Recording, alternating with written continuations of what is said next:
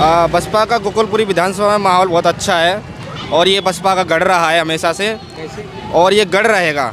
यहाँ से प्रेमलता जी भी चुनाव जीत चुकी हैं और उनको जिताया कार्यकर्ताओं ने।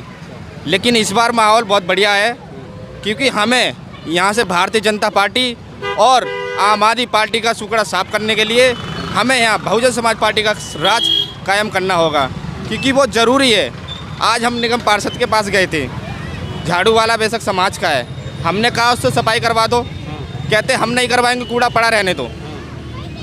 तो ये बताइए ये जो आज मंच लगा है क्या ये बीएसपी का ही नहीं है? ये हर एक बहुजन समाज के कार्यकर्ता का है, हर एक बहुजन समाज के नागरिक का है। ये उनकी आवाज़ है, ये मिशन है।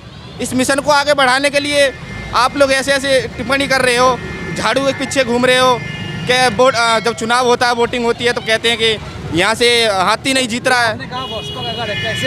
ये बसपा का गढ़ हमेशा से शुरू से ही रहा है क्योंकि मान्यवर काशीराम साहब ने भी यहीं से शुरू यात्रा करी थी और हाथी यहीं से बढ़ा था और हाथी यहीं से चलेगा और यहीं से आगे बढ़ेगा क्योंकि ये सीट बसपा की क्लियर रहती है हमेशा।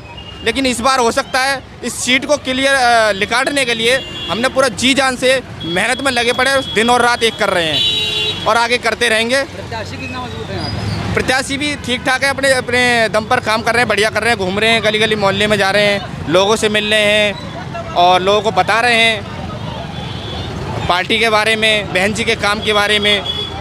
तो इसलिए मैं तो यही चाहता हूँ कि इसमें दिल्ली के अंदर इस बार ज़्यादा से ज़्यादा संख्या में जो वोटिंग होगी, इस बार वोट परसेंट भी बहुत बढ़िया बढ़ेगा। 80 सीट है। हाँ जी, 80 सीट है दिल्ली में। चंद्रशेखर आजाद ने भी उधर। हाँ जी, देखिए उनसे हमें कोई मतलब नहीं है। अच्छा। हमारी एक राष्ट्रीय पार्टी है और ये हमारा घर है, हमारी पहचान है और हम अपने घर से कभी भटकने वाले नहीं हैं। चंद्रशेखर जैसे आते हैं और चले जाएंगे, उनको कोई पूछने वाला नहीं है। वो तो वोट काटने के लिए आए हैं और समाज को बांटने के लिए आए हैं। समाज बट रहा है, इस बार समाज बट रहा है, उन्होंने बांट रखा है। काशीराम जी का नारा उन्होंने सुना नहीं, बाबा साहब का नारा सुना नहीं। क्या नारा? बहुजन समाज को जोड़ने का कहा था उन्होंने, बाबा साहब ने और काशीराम जी ने, लेकिन वो जोड़ नहीं रहे, वो तो बिखेरने का काम कर रहे हैं। बीएसपी को खत्म कर रहे हैं। फोन करने कोई उठा नहीं रहा है। कौन कर रहा है फोन? चंद्रशेखर जी ने कई बार फोन किया बसपा ऑफिस। अब बसपा ऑफिस में उनका जरूर घर उनसे हमें कोई मत, बहन जी उनको साथ नहीं ले सकती। क्यों? क्योंकि बहन जी की नीति अलग है, बहन जी का काम करने का तरीका अलग है और उनका तरीका का अलग है। तो बहन जी से कैसे पार्टी में मिल सकते हैं? वो क्या मतलब वो करें कि बहन जी नहीं मिला, ये बताइए। मुझे नहीं लगता कि चंद्रशेखर जी को बहन जी साथ लेंगी क्योंकि उनकी नीतियाँ जो सही नहीं है। क्योंकि जहाँ भी अगर प्रदर्शन करते हैं या कहीं भी जाते हैं तो वो लाठी डंडा लेकर चलते हैं, तो ये गलत है। जब इन्होंने ऐलान करा था पार्टी का तो हमने इनसे कहा था क्या कि पार्टी मत बनाइए, आप संगठन में रहकर काम कीजिए और बहुजन समाज पार्टी को मजबूत करिए, प्रधानमंत्री बनाइए बहन जी को। इस देश का उद्धार ना हो जाए तो नाम बदल देना बहन जी का। मान ली 4 बार मुख्यमंत्री थे, क्या करेंगे? प्रधानमंत्री बनाएंगे जनता। प्रधानमंत्री तो वो 2024 में बन जाती, लेकिन वही है ना, अखिलेश यादव नहीं चाहते थे कि प्रधानमंत्री बने बहन जी, कोई दलित चेहरा बने। क्योंकि अगर बहन जी ने भी जो है बहुत टाइम दिया उनको कि ये मेरे से मिलेंगे, आके मुझे गठबंधन में लेंगे, लेकिन अखिलेश यादव नहीं चाहते थे कि बहन जी को गठबंधन में लिया जाए। अभी चंद्रशेखर की वही हालत है, लगातार रिक्वेस्ट कर रहे हैं, बहन जी प्लीज आशीर्वाद दीजिए। देखो वो अपने तौर तरीकों में अगर सुधार लाएंगे तो बहन जी हो सकती है कहीं ना कहीं उन्हें साथ ले सकती है बाद में। क्या क्या सुधार करना चाहिए अगर आप बता सकें? सबसे पहले तो पार्टी को, जो पार्टी बनाई है जहाँ बसपा का गढ़ होता है वहाँ कैंडिडेट देने का काम करते हैं। तो ये हुआ ना कि पार्टी को ख़त्म करने का तो तरीका उन्होंने अपना रखा है, पार्टी को तो वही ख़त्म कर रहे हैं। जहाँ बसपा का गढ़ है, पार्टी बनाए तो लड़ेगा चुनाव, नहीं लड़ना चाहिए ना, पार्टी बनानी नहीं चाहिए। केजरीवाल के सामने नहीं उतारा उन्होंने उम्मीदवार इस बार। केजरीवाल के सामने नहीं उतारा है, उन्होंने बसपा के सामने उतारा, बसपा के कैंडिडेट के सामने उतारा है। वो चाहते कि बसपा कमजोर होए, बसपा का वोट बैंक बांटने का काम किया है। तो चंद्रशेखर साहब ऐसा वो क्यों चाहेंगे बसपा कमजोर? क्योंकि आरएसएस के और बीजेपी से मिले हुए हैं। सबूत नहीं है आप लोगों के पास, आप लोग आरोप लगा रहे हो गंभीर। आरोप नहीं लगा रहे हम।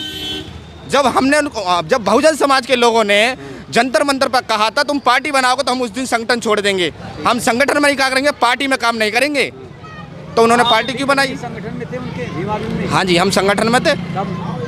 जब सबसे पहली जनसभा इन्होंने क्या कहो रविदास जी का मंदिर टूटा था, जब उन्होंने कहा था। अच्छा, तब आप वहीं पे थे? हाँ, मिले थे चंद्रशेखर? हाँ जी मिले थे, हम खुद आंदोलन में शामिल रहे थे दिल्ली से। हाँ। तो हमने उनको बोला भी, लेकिन उन्होंने विचार नहीं सुने, उन्होंने पार्टी बना ली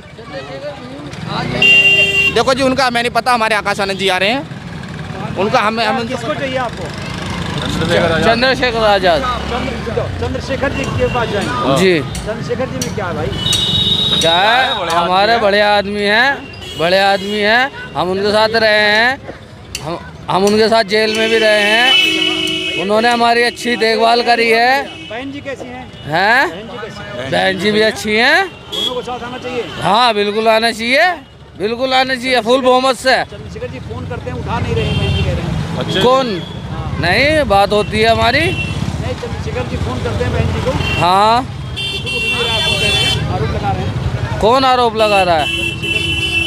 नहीं, ऐसा तो कुछ भी नहीं है, ऐसा नहीं आपका है। दिल क्या कहते हैं, दोनों साथ आए? दोनों साथ आए, क्या फुल होगा साथ आने से? फुल बहुमत से आए, अच्छी योजना लाएं, अच्छा काम करें। अच्छा, हाँ। आकाश जी कैसे लगते हैं आपको? हैं, आकाश आनंद जी आकाश जी के बारे में देखो इतना हमें पता नहीं, आज रैली है, देखिए ना। आज रैली है, देखेंगे शाम को क्या होता है, सुन के देखते हैं, चंद्रशेखर जी को देखा, इनको भी देखो। इन्हें भी देखेंगे। हाँ, किस समाज से आते हैं भैया? हैं, किस समाज से आते हैं आप? मोमदन है हम। अच्छा, हाँ मोमदन आप? हाँ, हमें धर्म से कोई मतलब नहीं है, जी, जी। काम अच्छा होना चाहिए, काम अच्छा होना चाहिए, पब्लिक खुश होनी चाहिए बस।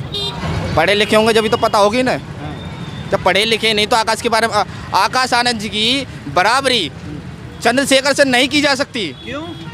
क्योंकि चंद्रशेखर में वो खूबी नहीं है, मान्य आकाश आनंद जी में वो खूबी है। अरे तो कोई जानता ही नहीं है आकाश जी को। जब लिख लेंगे जब तो जानेंगे, जब सुनेंगे जब तो जानेंगे, जब मुच्छों वालों पर तान देकर चलेंगे तो मुच्छों वालों को जानेंगे। आकाश जी से ज्यादा लोकप्रिय हैं चंद्रशेखर। आज की जनसभा में दिखाई दे जाएगा कि आकाश आनंद जी से और आकाश आनंद जी को हौसला बढ़ाने के लिए यहाँ इतनी भीड़ इकट्ठी हो जाएगी कि पैर रखने की जगह नहीं बचेगी। इधर आओ, सामने आओ। हाँ।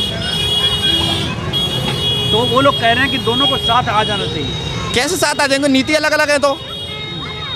भाई चंद्रशेखर को मुझे कोई बता दो, चंद्रशेखर जी आपने देखा हो किसी आंदोलन में, सब आंदोलन आप लोगों ने देखे होंगे तो आपने देखा हो लाठी डंडे लेकर चलते, देख कोई गलत है ना, राजनीति ऐसे नहीं होती है। आप भी तो चंद्रशेखर के साथ थे। भाई साहब हमने कभी लाठी डंडा उठाए नहीं, चंद्रशेखर के साथ हम कभी थे ही नहीं, बता रहे हैं थे, हम थे ही नहीं कभी। हम भीम आर्मी में थे, भीम आर्मी में। चंद्रशेखर से कोई मतलब नहीं। भीम आर्मी और चंद्रशेखर की आजाद समाज पार्टी में धरती आसमान का अंतर है। हाँ, जैसे जैसे जैसे भीम आर्मी जो थी वो केवल दलितों के लिए लड़ती थी, ठीक है। और आज की डेट में जो आजाद समाज पार्टी है वो संविधान विरोधी पार्टी हो चुकी है।